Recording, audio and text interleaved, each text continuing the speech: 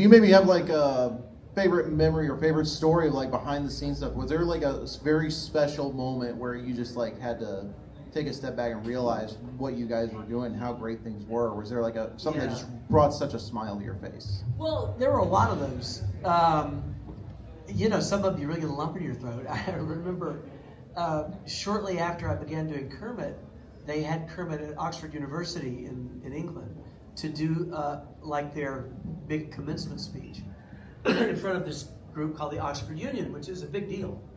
And they'd never had a puppet before. I mean, it's always taken very seriously, and very, very stuffy, and there was a lot of controversy around it because some of the more academic people were saying, "Oh, this is, you can't have Kermit the Frog as the speaker at the Oxford Union," and yet the students were loving the idea. And so it's this giant, old, hundreds of years old wooden hall with all these different levels. It's like the Globe Theater, something.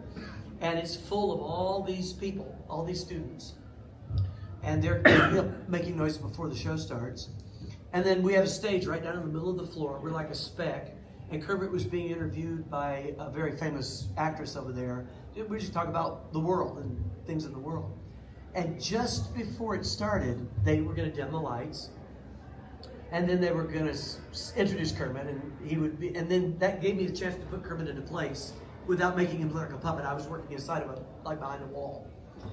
And so we put Kermit up there, and then there was this massively long pause where the lights didn't work.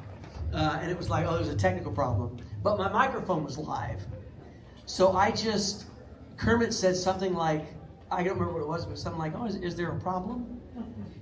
And because the mic was live, it went out to the house, and they just erupted in cheering. And because it was this, many hundreds of years old building, it started to shake. It was like, scary. The whole hall was shaking. And it was just, I got this lump in my throat, like, oh my God, this is huge. We're in pitch black darkness, and this is going on all around me. So that was a pretty big deal. Meeting the Queen was cool. We've done big things like that where you think, I can't believe I'm here. Once in a while, there'd be a particular, celebrity that I grew up with, that I'm working with suddenly, and they're standing there. That can be a big deal.